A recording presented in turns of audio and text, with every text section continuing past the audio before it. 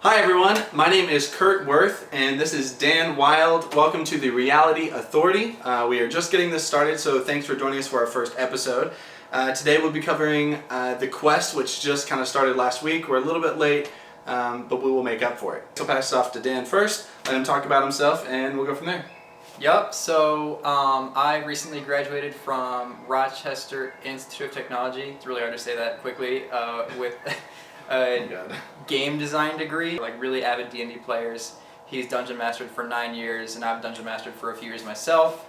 I am from a little town of 81 people in Ethalsville, Alabama, so I'm a country boy at heart. I recently also got my master's, and now I run social media for a big corporation, so that's pretty cool. And I've been watching reality TV since season 1 of Survivor. Actually, before that, Road Rules Real World Challenge. In terms of the concept, I think it's a brilliant concept. It was really well executed. I think that being able to tie in something that's fantasy as well as reality is a really novel concept. And I think that they did it really well. It was a tricky balance to strike, and I think they did it. Mm-hmm. When we saw them exit through the tunnel, we really thought that, you know, wow, they had this huge forest in front of them, and like they could just go exploring, and they were gonna like get to the castle, and they were gonna be able to interact with the NPCs, and it seems like they're kind of restricted to the castle, and that's it. Yeah, I think when the show started, and for the first couple of segments, when they were going through the forest, when the one guy in the group got kidnapped, when they got trapped in that courtyard, when they were trying to escape, we kind of got the impression that it was set up like a Dungeons and Dragons campaign where they had some amount of freedom to kind of like explore and like make decisions about what to do next. But yeah, it definitely, at this point, it seems like there is a formula and they're sticking pretty strictly to it. Going back on our research, Shondo actually doesn't seem like has any real NPG or RPG experience or anything similar. Like I don't think he's played D&D or anything. No, and he watched Lion King. He was legit pissed off that the team and the group left the guy behind. Like he was really mad. Or the one complaint I might have is they're doing a lot of storytelling, and the show is really built around storytelling. It's really important to build into fantasy your story and your background. And to be frank with you, we're confused about it. We've heard about the Vizier, I don't know. Vizier. That. But we don't know like why he was angry with the people. Why did he have them arrested? That didn't really make sense at all. Why did he let them out? Why did he suddenly give them the quest? A lot of this just didn't really add up for me, and I think you as well. There was definitely a wall of exposition, and like for instance, I don't know what the bad guys are called. I didn't really ever catch the name of them. Yeah. Like, after watching the show twice, we still are not quite sure who's attacking and why. I remember something about a brother. It just, all of it was I like the concept, but I don't think it got across. Yeah. Also, the Vizier has a staff that has like a crocheted fabric end to it, and it's really obvious. So there you go. At least put a light bulb on there. What? A colored light bulb, I don't know. Yeah.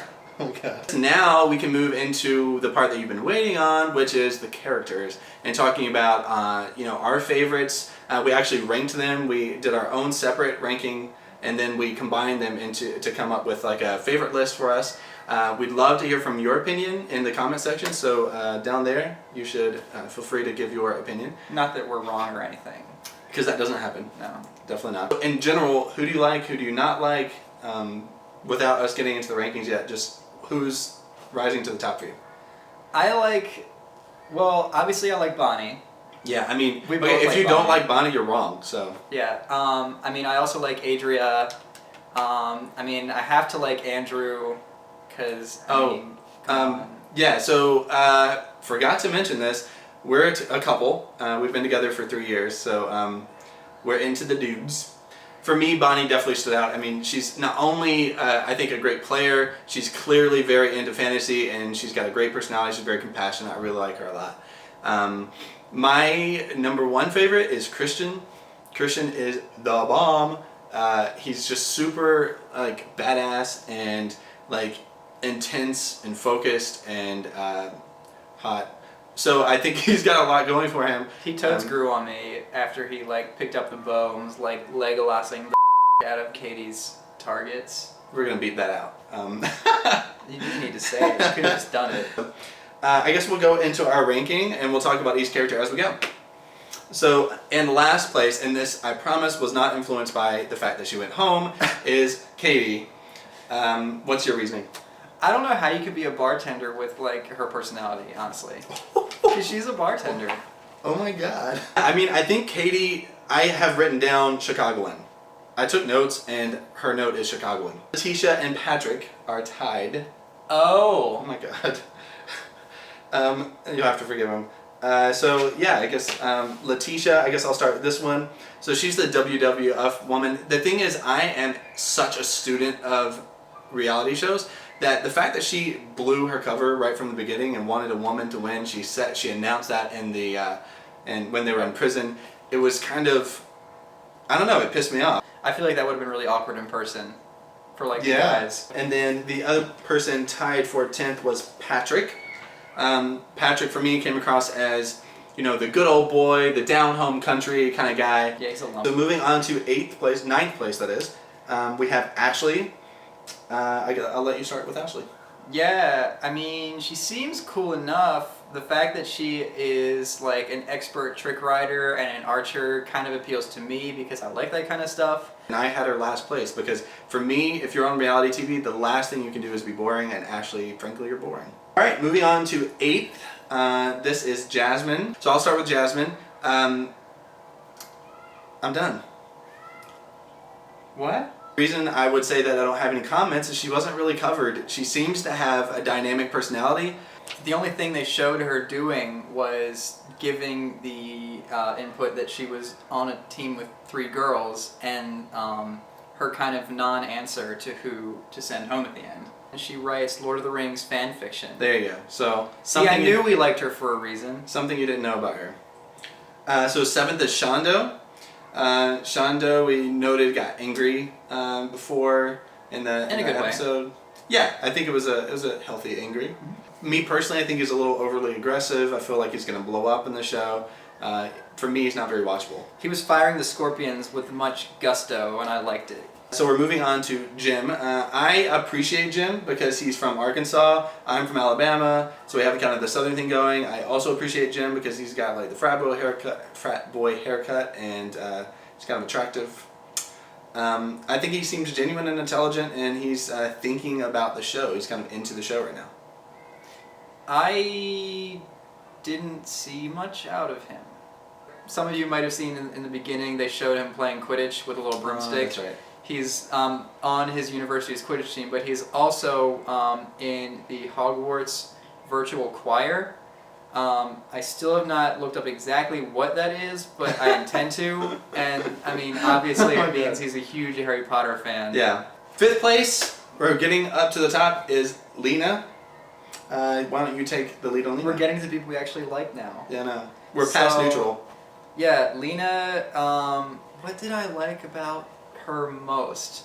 I think the fact that she has already become kind of the supporting role.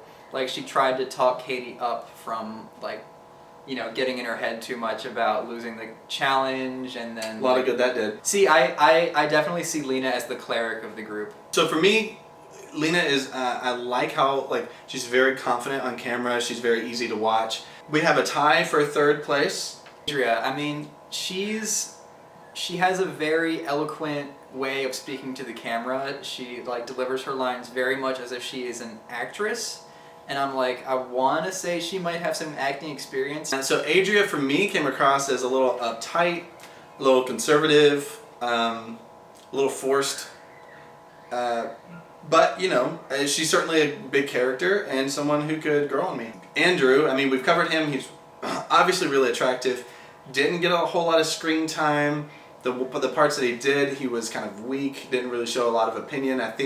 We think he might have been recruited, but we don't know. Yeah, maybe. I think it's interesting to note that most of the other players have not really thought about the gameplay side of the game, except for Andrew at this point.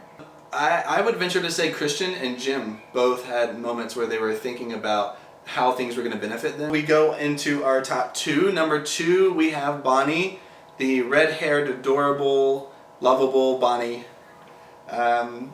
We've talked about her already, but she's a great character, a great person. So there you go. She actually traveled with gypsies for some time. So that just kind of made her like more of a mysterious, awesome character to me. And that's so Louisianan. Like, I don't know a Louisianan that hasn't been with gypsies. What, I'm really? totally bull.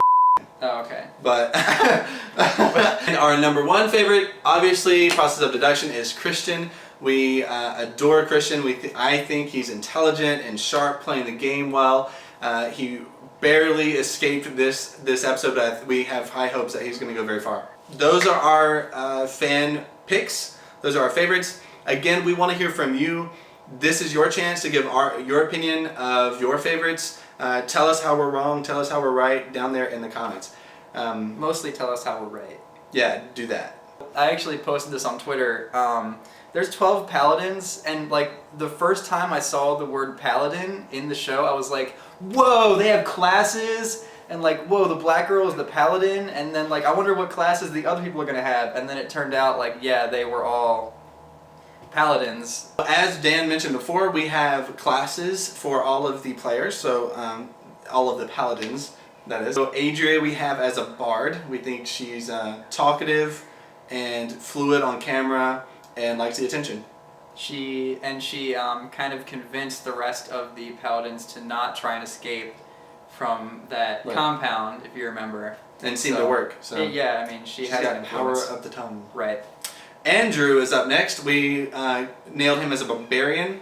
He's got the big muscles. He's a fighter, but he doesn't really do a whole lot else. Right. He's kind of a meaty muscle. Next up is Ashley, and we don't have one for her because she wasn't covered. She wasn't in the episode. Bonnie, we have as a rogue. Bonnie, you're the accurate rogue. Christian, shut up.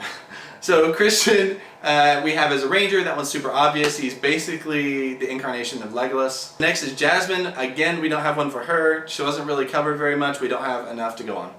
Jim is up next. I think our thinking with Jim is that he's kind of thoughtful and introspective, so we put him as the wizard. Also, as a Harry Potter fan. Oh, yeah, sure. I mean... Katie, we have as the sorcerer. She's kind of like loudmouthed and got a lot of attention. Letitia is very into WWF. She talked about wrestling with her brothers growing up, so she's the monk. Mm-hmm. Next up is Lena. Dan mentioned it briefly before. She's compassionate, thus a cleric. Yeah, she's a counselor for her school, so she's like helping people for her life. Easy pick. Yeah. Next up is Patrick, who is the one and true only paladin. Is that by default our pick to win the whole show? Absolutely not. Probably not. No. But he, he's a good person. He seems to care about other people a lot. He's like the gentle giant of the group. Yeah. And lastly, Shondo, easy pick for the fighter. Guys, I hope you enjoyed this. Really, this is just us chatting to ourselves about what we do this every week anyway, so we might as well put on a camera, see what you think. We're going to record for the quest every single episode. We're going to record it and hopefully have it up on YouTube by Saturday. And we love fan interaction. We'll feature some of your responses, maybe some of your comments next week, which will actually be a few days from now. Whatever. So so please get involved, give us your comments. We love interaction, and we appreciate you watching. Yeah. So. Yeah. Oh yeah. All right. Signing off, Paladins. We will see you in a few days. Bye.